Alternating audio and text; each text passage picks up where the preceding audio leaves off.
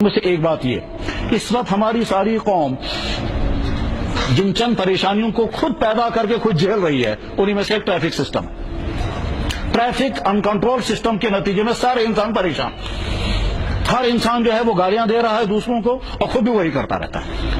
اس سلسلے میں محکمہ ٹریفک کی کیا ذمہ داری ہے، یہ تو وہ پوری کریں گے، یہ تو ان کی ڈیوٹی ہے، مگر ہم لوگوں کی بحیثیت مسلمان کی کیا ڈیوٹی ہے؟ پہلی بات یہ، ہم نے سمجھا ہی نہیں یہ کہ ٹریفک کے متعلق ہمارا اسلام کوئی قانون بیان کرتا ہے۔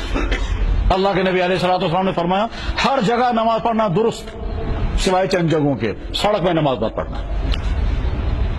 ترمذی شریف حدیث موجود ہے، زمین ساری کی ساری مسجد ہے، جہاں چاہیں وہاں نماز پڑھ سکتے ہیں، مگر 7 جگہوں پر نماز نہیں پڑھنا، ان میں سے قاریۃ الطریق، راستے میں نماز مت پڑھنا۔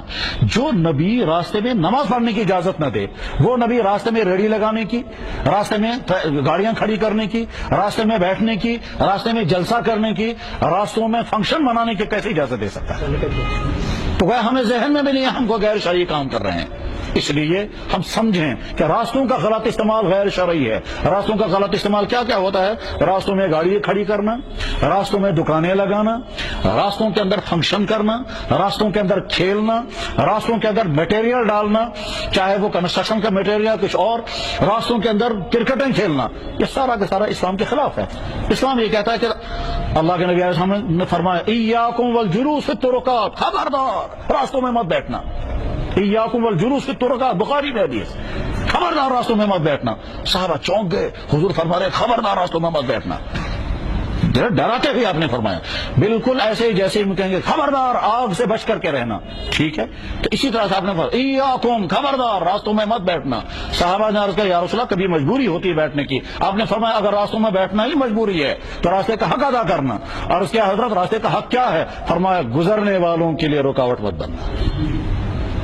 ہم گاڑی کھڑی کر کے دکان میں بیٹھیں گے، وہاں شاپنگ کرتے ہیں، لوگ آ کر ہارن بجاتے رہتے ہیں، وہ اندر بیچارہ شاپنگ کرتا رہتا ہے، وہ سمجھتا ہے نہیں میں دوسروں کے لیے تکلیف کا ذریعہ ہوں۔ ذہنوں سے ہی نکل گیا یہ کوئی غیر شرعی کام ہے۔ ہم نے سمجھا شریعت شرعی ہماری صرف مسجد کے اندر صرف عبادت کے حد تک ہے، ایسا نہیں ہے۔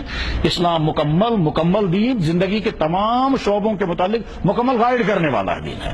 تو اس لیے ہم راستوں کے غلط استعمال سے بچیں گے، اور جو آدمی جس طرح سے راستے کا غلط استعمال کر رہا ہے وہ سمجھے کہ میں گناہ کر رہا ہوں، مجھے چاہیے کہ اسے اپنے آپ کی اصلاح کروں، چاہے گاڑیوں والے چلا رہے ہوں، چاہے جنرل ٹرانسپورٹ والے چلا رہے ہوں۔ جنرل ٹرانسپورٹ کے لیے اصول یہ ہے اڈے سے چل کر اڈے پر پہنچو، راستے میں کہیں مت رکو۔ اب یہ جو میٹاڈور والا ہر 10 قدم کے بعد رکتا ہے، پھر سواریاں لیتا اور اتارتا ہے، اور اس کے نتیجے میں چلنے والوں کو جو تکلیف ہوتی ہے اور ٹریفک جام جو ہوتا ہے، وہ سمجھتا ہے نہیں یہ کوئی میں گناہ کر رہا ہوں۔ اسی طرح سے ریڈی والے جو ہیں سڑکوں پر ریڈی لگائیں گے، ٹھیک ہے جناب اس بے روزگار ہے، اس کو گسو، یہ اپنی جگہ صحیح ہے، آپ بے روزگار ہیں، آپ کے پاس دکان نہیں ہے، آپ مجبور ہیں ریڈیاں لگانے کے لیے، مگر اس کے معنی یہ نہیں کہ آپ ریڈی وہاں لگائیں جہاں لوگوں کو چلنے میں دقت ہو۔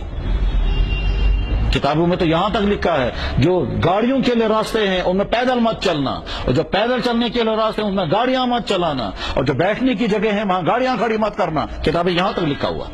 بہرحال اپنے ٹریفک سسٹم کو درست کرنے کے لیے جو عوامی